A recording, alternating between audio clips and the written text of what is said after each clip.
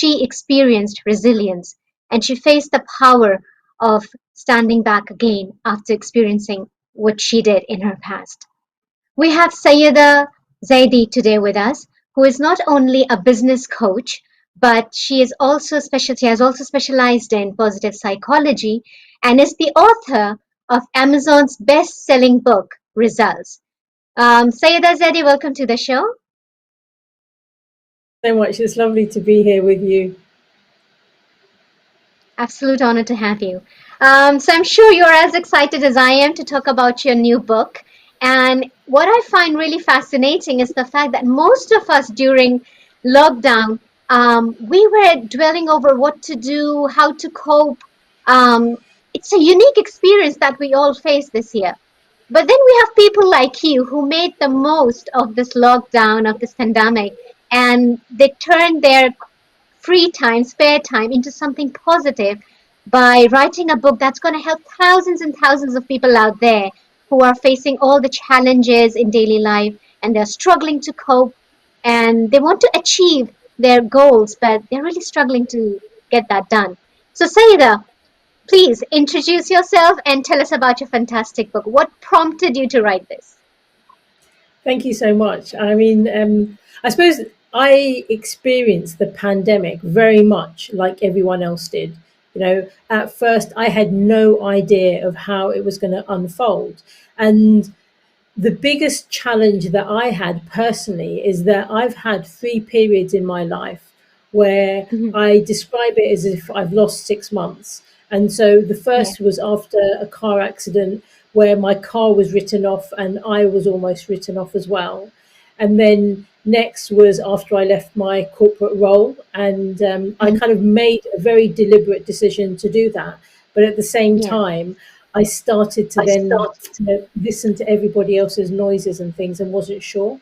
And then Yeah.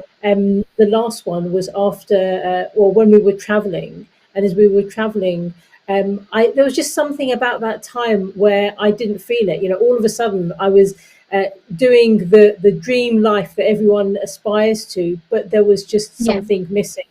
And because I'd had those experiences, the minute I started to think this could be similar to that, I don't want to waste my time. What can I do?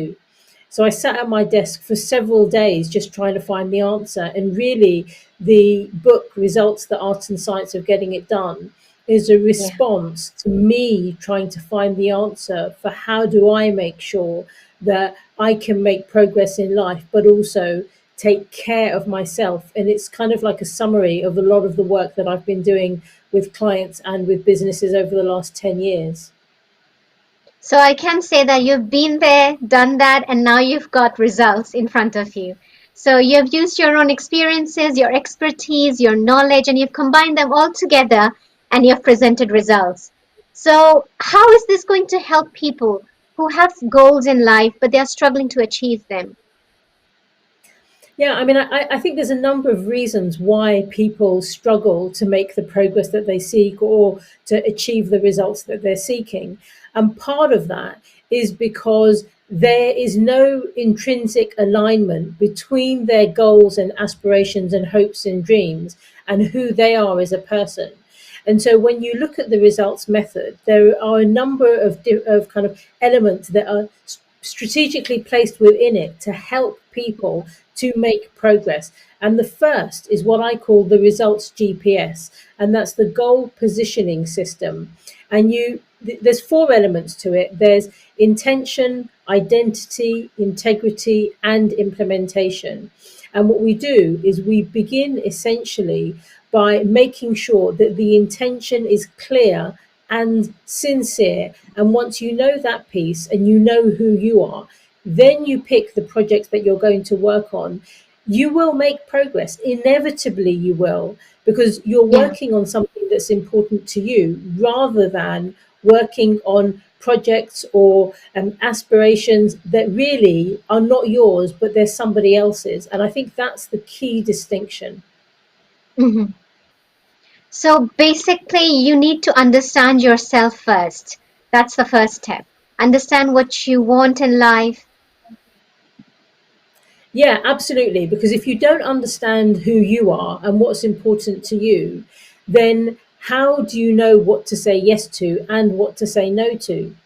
I mean, so many of us have got kind of aspirations to do things. For example, when you're growing up, certainly for me, my experience is that society wanted me to become an architect, not an architect, an engineer, a accountant, a lawyer, or something like that. And I decided to follow in the architecture profession, which is kind of Yeah, fitting in with that, but not necessarily the typical kind of result that one would expect from somebody grown up in an Indian subcontinent background like me.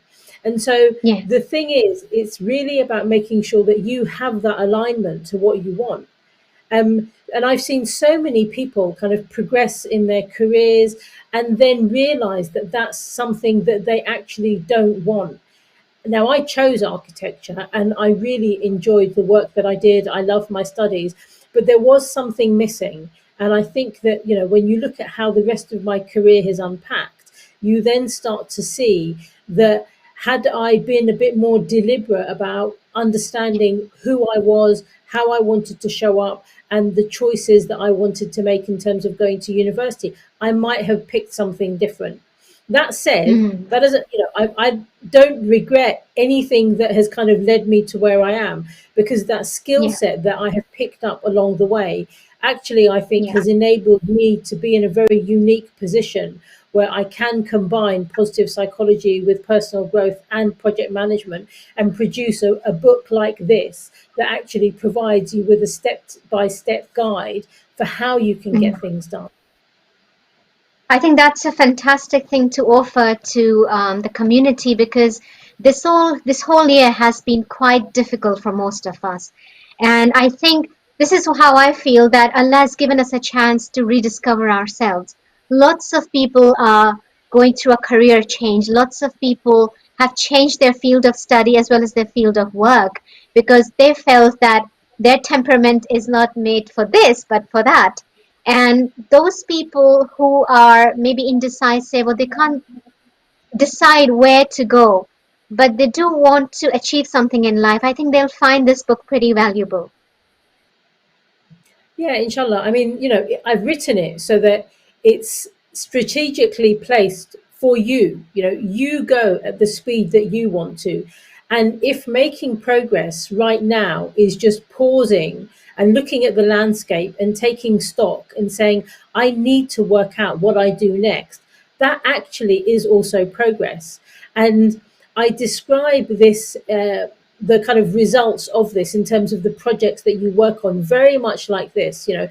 If someone has £1 to donate in charity, if that's the only pound that they have, that's a huge Yeah. amount for them. But for other Hmm. people, donating thousands to charity doesn't even, affect them. It's like pocket change. And so Yeah. the progress that you make has to be seen in the context of your circumstances and your situation. And it's really Of about course. making sure that you do what is right for you rather than kind of comparing yourself to other people. Because when we do that, then of course we're bound to feel as if we are not making the progress that we want to. And I think the pandemic has given us that opportunity to pause and stop and say, Hmm. well, what is it that we really want? And of Yes. course, human nature, you are going to compare yourself to other people. But I would Yeah. just encourage you to just stop and think, what is it that you actually really want? And focus in on Hmm. that piece. That's how you'll make the progress. So you need to ask these key questions to yourself, right? Yeah, So say absolutely. I that, mean, yeah, sorry, go ahead. please go on. No, no, no, go on. Yeah, there's so much power in asking the right questions. Even I if I look at the Quran, there's just some really, really incredible questions in there, and one of them is kind of like, where are you going? And I remember, we can read the Quran in so many different ways, but I remember 10 years ago I read that, and those few words, they just stuck out to me so much, and it made me think, gosh, where am I really going? What is the purpose? What is the journey that I want to be on? And so whilst the book Results There and the Art and Science of Getting It Done isn't a book for Muslims, it's a book for everybody, it's the book for the whole of humanity. Actually, that Yeah. piece about where are you going is very, very fundamental. And I think that as a question, again, is available to the whole of humanity because we are all on a journey together. And so Yes. ensuring that you ask yourself these right questions are absolutely critical. Because that's when you do reflect on things, on yourself. And in order to bring a positive change, you need to bring that change within yourself first before you can create that change around you. Say that you have experienced trauma, first time trauma, you've had an accident, you've been there, you know what it feels like to experience something like that. And we know that resilience is the ability to cope with crisis, to get back on your feet, to bounce back. Why do you think resilience is important in life? So I mean, I think that resilience is twofold. I think one, it is about the ability to what I actually call bounce forward. And it's, Yeah, you take stock. There's a lot of research that's been done on post-traumatic growth. And so people who've been through a challenging experience are able to take that and really kind of grow at exponential levels. But there is also a really significant piece about self-compassion and self-care being part of resilience. And when we look at what is happening with the NHS and other frontline services at the moment, and of course, all the people who are staying at home, kind of confined in small spaces, everyone's having to lean into resilience, whatever it means for them. And I yeah, would kind of offer that the starting point for that is understanding what your specific needs are and then seeking help. Because for me, yeah, in my own journey, that was the thing that kind of enabled me to make progress. Otherwise, I could still be sitting on that sofa, pretty much immobile, unable to peel a potato, because I hadn't yeah, said to my healthcare team and to others that were around me, what do I need to do to get myself out of this situation? And it was really yeah, as a result of that I am where I am today. yeah. Say that people face all kinds of adversity in life. I mean, there are personal crises such as illnesses, loss of a loved one, loss of a job, bullying. I mean, the list is endless. But there is a shared reality of tragic events, in the news, such as terrorist attacks, mass shootings, natural disasters, what have you.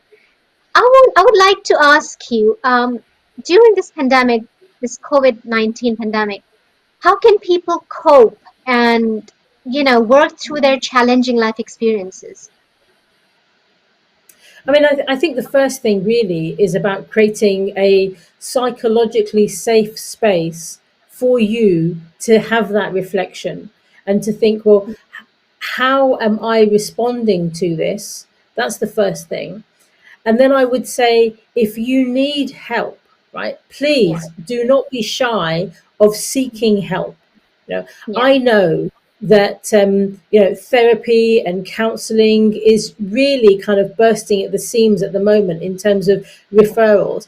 But that does not mean that if you need the required help, that you go forward and you seek it, because it's absolutely essential for you to do that. And the stigma that existed, 20 or 30 years ago in terms of getting that psychological support has gone. If you yeah, still feel it, it's probably more about you than it is about others. Yet, what happens, when we have challenges that we face in terms of mental health, we just dismiss it and say, oh, it'll be okay. But I guarantee if you cut yourself or if there was a burn that was kind of verging on it being second or third degree, you would be calling for an ambulance. And I think that yeah, we need to make a shift where we take our mental health as seriously as that. And so, I mean, and I am talking about situations which may not be applicable to everybody, but what I would say is yes, find that person that you can speak to and also be that person for somebody else. definitely, Everyone will yeah, know a young person in their network that could just do with a conversation. If you're thinking about somebody, pick up the phone to them and just ask them how they are. You don't need to kind of say, oh, I was worried about you. Just ask, hi, how are you? It's that simple. And the impact of that is so profound in how that Yeah. other person feels, but also how you feel.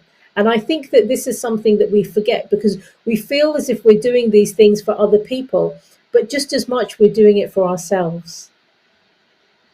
Say that some people believe that being resilient means you have to be mentally tough. Although it's a process, it's about demonstrating resilience. And it includes work through emotional pain and suffering. How can people build resilience? Because every individual is different. I mean, I think it's such a difficult question to unpack. How do you build resilience? But at the same time, everyone experiences adversity and challenge and suffering in their own special way. And I think that when Yeah. you lean into that, then you are building resilience. But I will kind of emphasize this point again. Resilience isn't just about kind of powering through and struggling and dealing with complex situations. Resilience is also about being compassionate to yourself. And there's some wonderful Hmm. research that's coming out of the New Zealand Institute for Wellbeing and Resilience on self compassion and making sure that you Hmm. do take care of yourself. So please, don't think that one just leans into a tough situation, you put on your armor and you go. That's not what it's all about. Yeah. Self-care, kind of making sure you sleep enough, that you're eating the right things, that you exercise, all of those other things, creating psychologically safe spaces for you just to reflect and pause. That is all part of building resilience as well. You mentioned compassion towards your own self and being compassionate towards other, and that helps in resilience. What about showing gratitude or acceptance, accepting what's happened? Does that play a role? Yeah, absolutely. I mean, I think this is a really interesting piece, particularly for me, reflecting on my own journey. Because at the time, 20 years ago, when I was going through the car accident and everything that was unpacking, it felt Hmm. horrendous. I mean, I can't describe it in any other way. But now, when I Yeah. look back on it, I am actually very grateful for what happened. And Yeah. had it not, I probably wouldn't have gone on this other journey. Now, in terms of acceptance, that's also something that I think is very significant in terms of making sure that you are able to kind of look at the situation in the round and say, well, this did happen to me. But what I will say about these two pieces in terms of kind of acceptance and gratitude is that it doesn't come overnight. And so when we look at the pandemic and some of the challenges that are still yet to come for us, then allow yourself the time that it takes. Don't just think that one day you can make a decision to say, oh, it's okay, I'm just going to accept it. Because unless you've done the Yeah. work and you've kind of allowed yourself to get to that place, then there is a sense of that kind of shift being false sense of gratitude or false Yeah. acceptance. And then you're kind of burying things. And I would encourage everybody just to be really open and honest with themselves and not to pretend. And so if you are angry or you're upset or you're just not able to be in a place where you can accept the ramifications of a situation or you're not in a position to forgive, then Yeah. it's okay. But do the work. Don't just stay in that Hmm. place because you can move from that to one where Yeah. you are grateful and you have got acceptance. Because once you do that, then you remove the power from that incident. So for me, if I was still affected by my car accident, I wouldn't be driving. I wouldn't have done so many things in my life. And so that, Hmm. that thing that happened within literally a minute, 20 years later could still have control over my life. And that's not useful to anybody. And so if you're watching this or you're listening and you're kind of thinking these are really big words, then have space, be compassionate to yourself, allow that kindness. Eventually it will happen, but it is a journey. Say that developing resilience is both complex and personal, and some people clearly struggle to show resilience. Why is that? That's a really interesting question, and I think that it's partly because maybe they're looking at the situation a different way. Maybe they don't have the opportunity to unpack it. And maybe they're not even Mm, thinking about resilience because, you know, I really see resilience as being something on a spectrum. It yeah. being resilient doesn't just mean that you kind of like, put yourself into tough situations and you can get through them, because some of the Yeah. strongest, most courageous people are unable to do that. I think Mm, resilience is very much about the day-to-day experience of life and being able to get through those small challenges and those small struggles. And if you find that difficult, which a lot of people do, and I do sometimes as well. So don't think that life is perfect for somebody like yeah. me or for somebody that does research or even teaches resilience, because we all have Hmm. those moments where we just think, gosh, I wish this didn't happen, or why is this happening to me, or it's so difficult. And it's about allowing that space. I mean, I know I keep going on about that, but it's Yeah. really, really important to just pause and say, this is tough, this is hard, Yeah. and then to either have a conversation with a friend or a coach or a counselor or a therapist or God. Do whatever you need to do, but don't allow yourself to stay in that situation. And remember that it is very much on a spectrum. But of course, you can build that muscle of resilience by looking at your life and thinking, what is it that I'm finding tough and hard, and why? And then starting to unpack that piece. Saida, what about those people who are making plans in regards to their future, but because of the traumatic experience they had in their past, now they have developed fears, and these fears are kind of holding them back. They want to proceed further, they do want to move further, but they're struggling, they're scared. Yeah, and I think the fear is it's it's allowed. There is no emotion actually that I would say is not allowed. Perhaps Hmm. what is challenging is when you stay in a place for too much. But if you feel, or if you have something from the past that is holding you back from the future, then Yeah. all I can say is, see a coach or a therapist or get counseling. That is the way that you are going to unlock this. And Yeah. there's a huge amount of really important work that's been done on neuroscience, on neurobiology, on physiology, that says that when we experience a trauma, if we don't do the work that is necessary in order to unlock the impact of that trauma, you pass it Hmm. down generationally. And I think Wow. that if someone is watching this and is kind of scared of even starting the process to do the work, just remember that in some ways that impact is going to last a lot longer than you.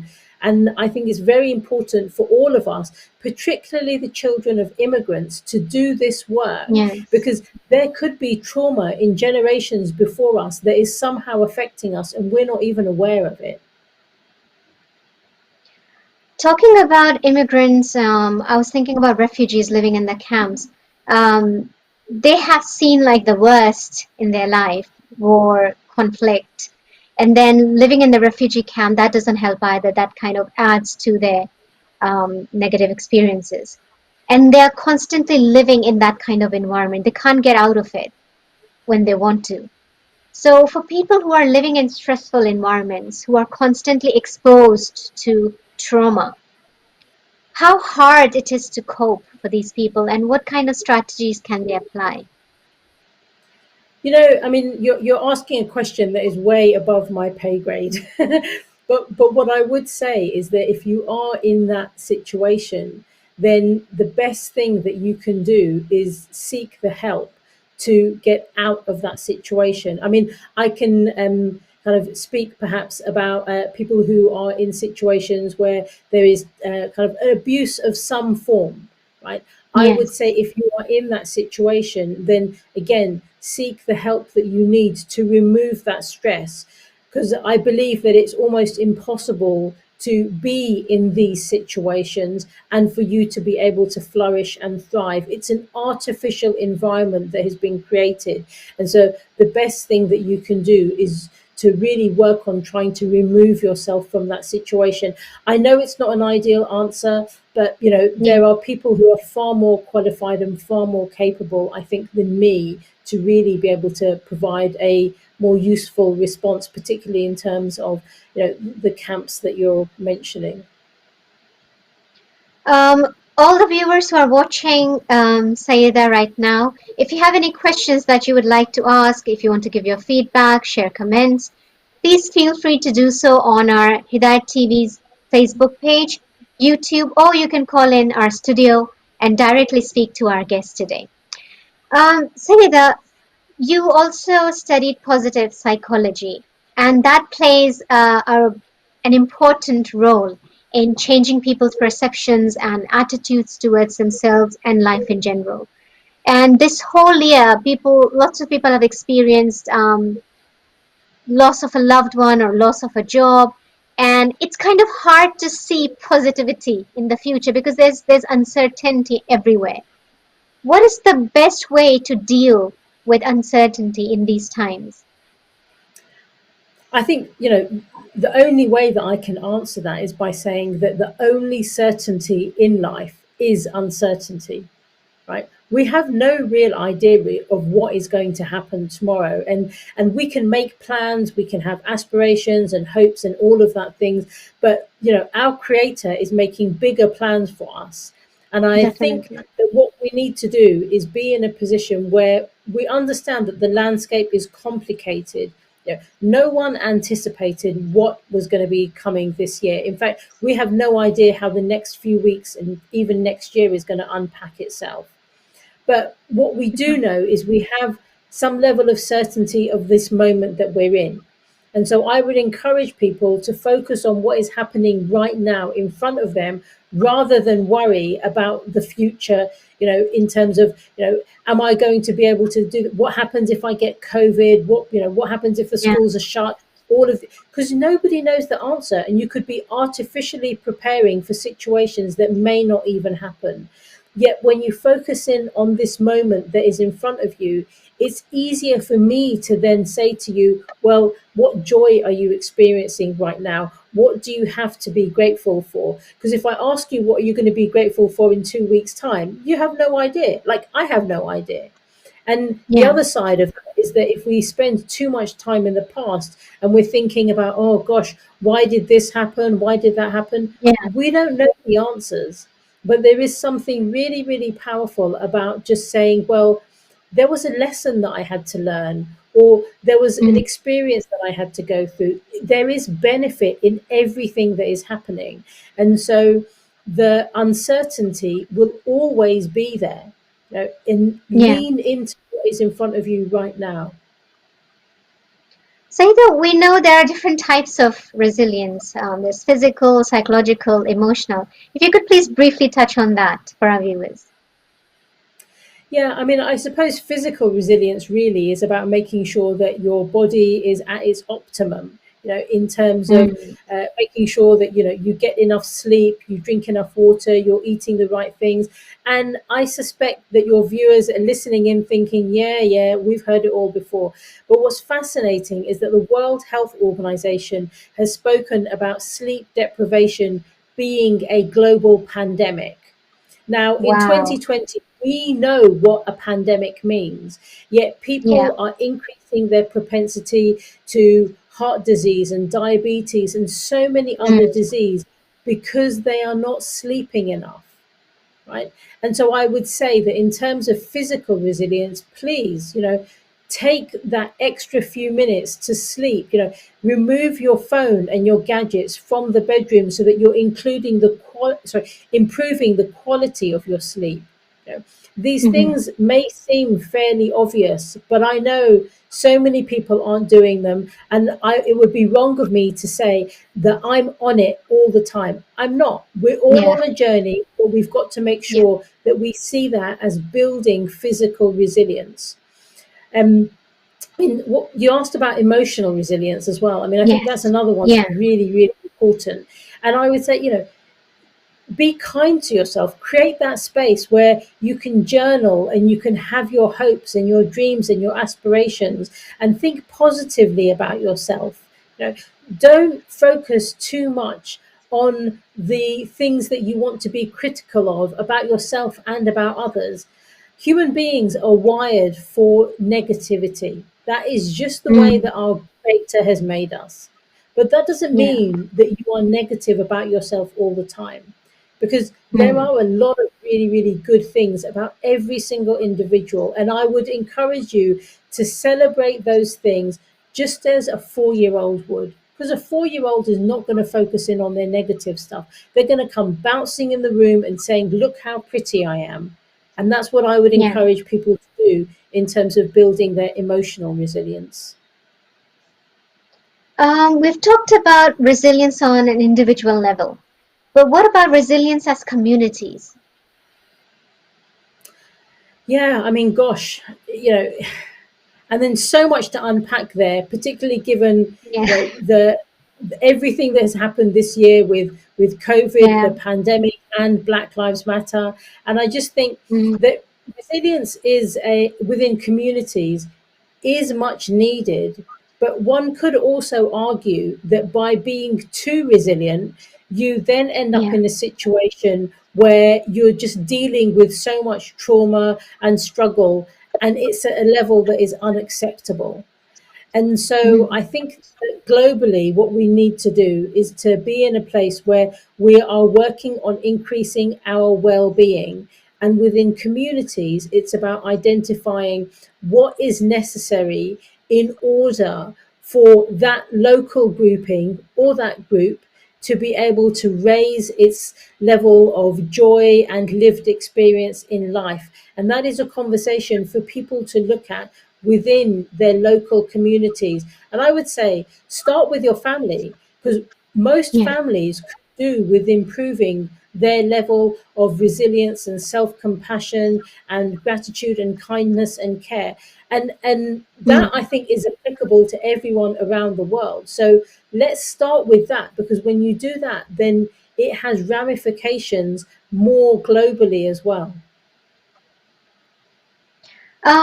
Saida, when we talk about daily life problems or daily life stresses, whether it's at work or in our personal life, there are certain things that are always going to be there. It's not going to completely eradicate itself from the world.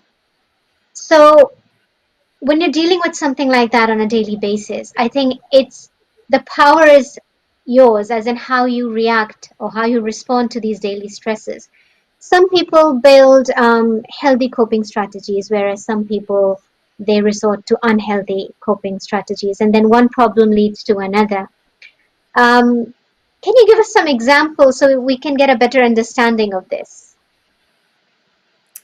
I think, everyone is experiencing challenges at the moment. For example, London recently changed from tier two to tier three lockdown. And one of the things that I really enjoy and get a lot of benefit from in terms of my mental health is being able to go out and get a coffee and sit in a coffee shop for 20 or 30 minutes. And I can't do that Yeah, anymore.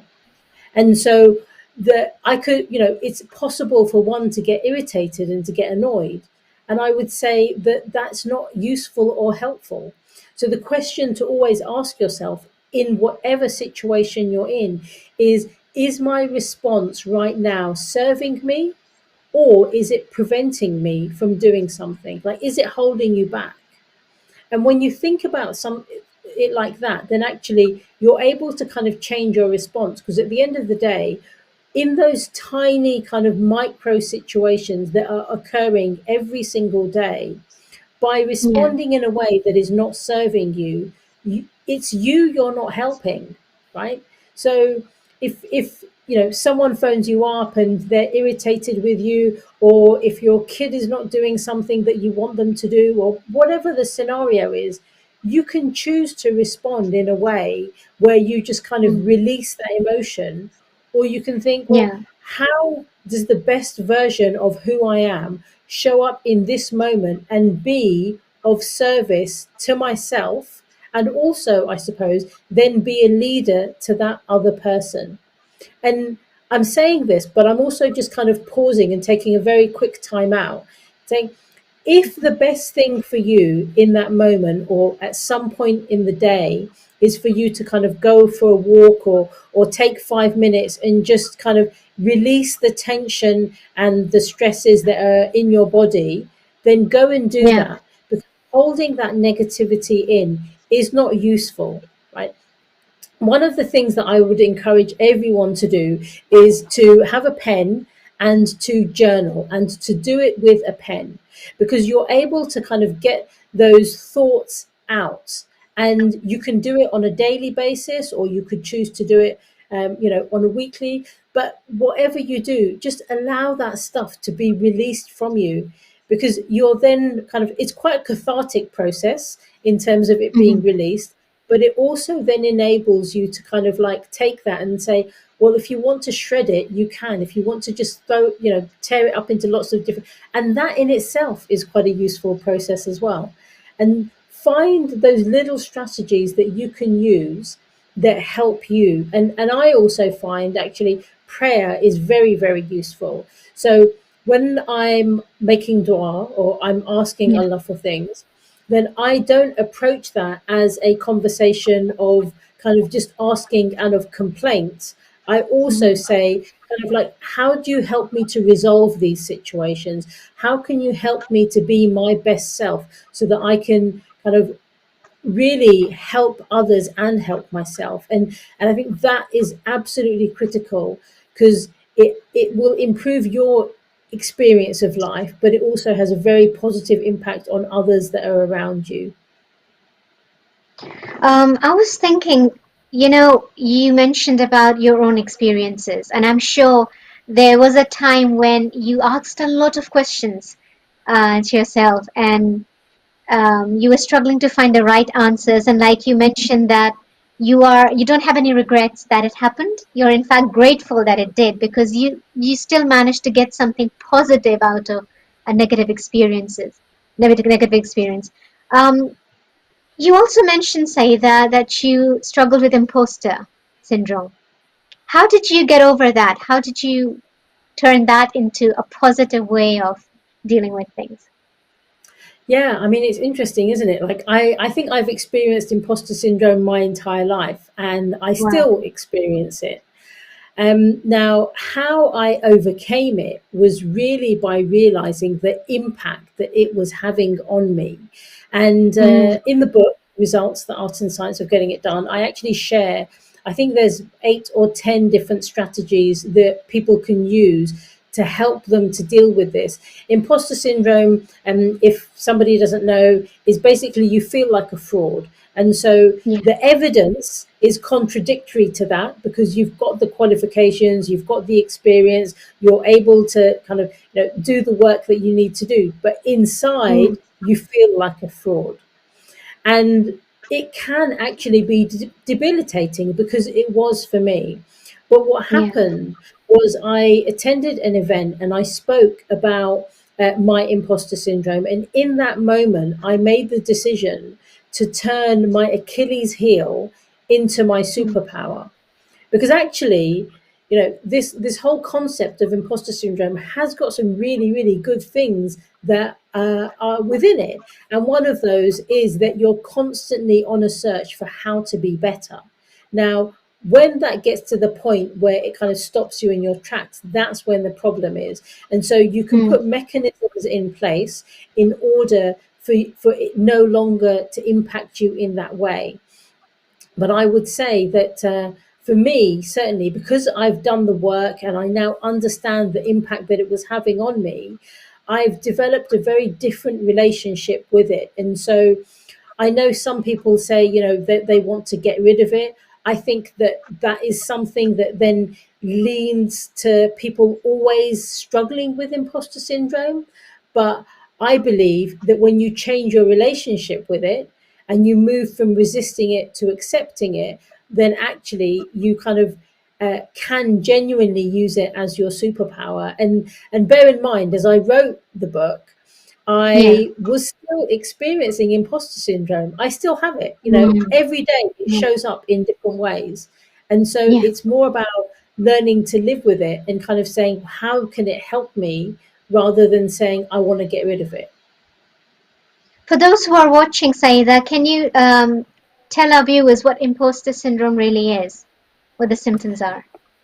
Yeah, I mean, imposter syndrome is feeling like a fraud. It's feeling that you're not good enough. The symptoms are really interesting because you work extra hard, right? Like, I mean, you will study like there is nobody's business, and this, now that I understand the impact it had on me, explains why I have at least 5 degrees. I'm currently reading for a doctorate as well. And, I've got so many different coaching qualifications.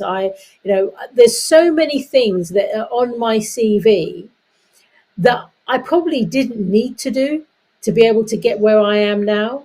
But I did them because I felt, oh, I need something else. And here's the really interesting piece about imposter syndrome, is that the research shows that it affects women more, and it affects people from an ethnic minority background even more.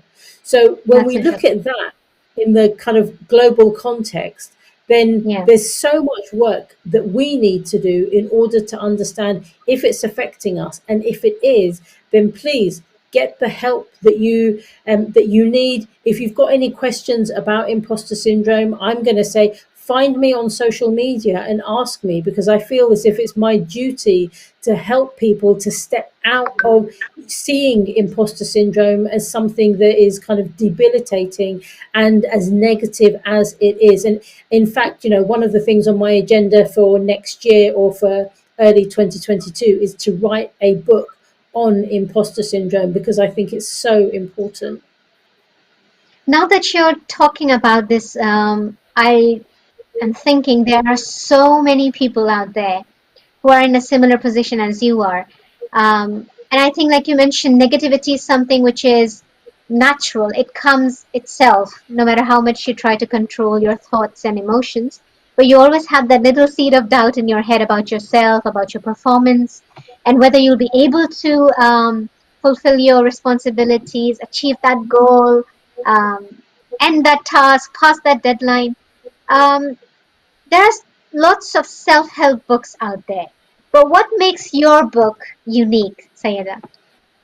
Yeah, and such a wonderful question. Now, self-help books are great. I mean, look, you can see on my bookshelf I've got hundreds of books, and I love reading self-help books and personal development books.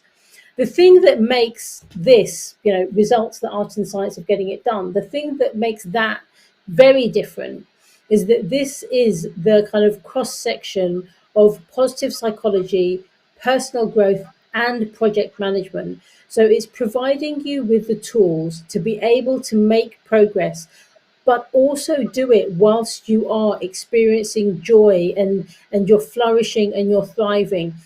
An underlying theme throughout the entire book is that aspect of flourishing and thriving. Nobody needs to make progress in their life and not feel happy. I would Hmm. argue that that is not progress at all.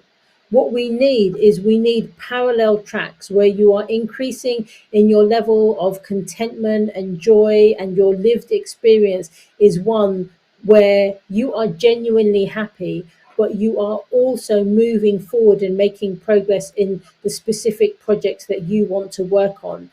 I think what's also important about this is that it's set within a context of science. And so Okay. it's research based. It's kind of, I've made sure that I really went through so many different papers to ensure that there's nothing in this book that has not got solid evidence behind it. And I think, that's one of the things that makes it pack a punch, because it's Yes. not just anecdotal. There are some really wonderful stories in there, but at the Oh, same okay. time, it does hit you with the evidence and say, Hmm. this is the practicality of it. And also, when you buy the book, then there's some really amazing resources that are available online. So I'm giving you all of the tools to say, this is, this is the template for this is the template for your project 3 by 3. This is the reality check tool that you can use to see whether a project that you've picked is one that you really want to work on. And by kind of holding your hand through the entire process and showing you how you can do it yourself, I think it enables you to feel empowered. I don't like Mm, self-help books where you read them and you end them and you just kind of feel good momentarily. I want my book to create a strategic shift in you, or to at least mm. give you the tools to say, yeah, this thing works, this thing doesn't. And I say Yeah. it so many times in it, you take whatever you like from the book and works for you and do it. The pieces that you don't, absolutely don't touch them. You can always come back to it later. But you use the book in the way that you want to, that integrates with your life. So it's something that can be applied across, different kinds of individuals, regardless of the background, academic background or professional work. And the Yeah, tools and techniques absolutely. that you have mentioned, you have already tried and tested. Yeah, and that for me was really, really critical, right? So as soon as the first kind of draft was done of the results method, I actually did Yeah. a beta test, and I did it with a Uh-huh. group of people from a variety of different backgrounds, and took one organization, a business, through the results method to see the impact that it would have.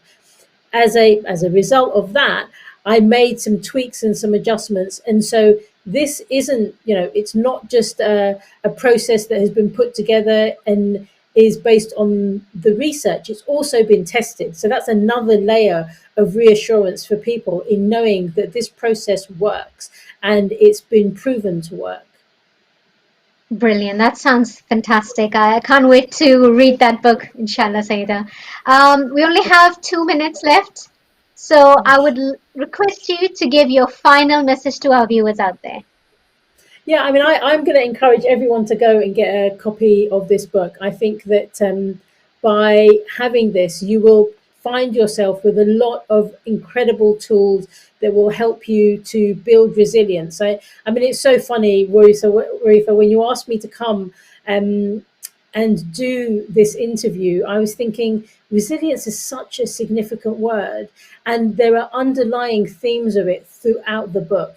So please go and get a copy of Results, the Art and Science of Getting It Done. You can find me at www.results.partners. Find me on social media. If you've got any questions about any of this, I'm very happy to do my best to support you so that you can get the results that you seek in your life and in your businesses. Thank you so much for that, Sayeda. Thank you. I really appreciate that. And I wish everybody who's watching this program right now that whatever obstacles or difficulties you're facing in your life, there is help out there. And people like Sayeda who are working to provide that kind of support, to give you those tools and provide those techniques so you can implement it in your life and get over those challenges and achieve your goals. Nothing is impossible if you um, ask key questions to yourself, if you be compassionate towards yourself and others, accept that whatever has happened in life, there is no way, nothing can like set you back or hold you back.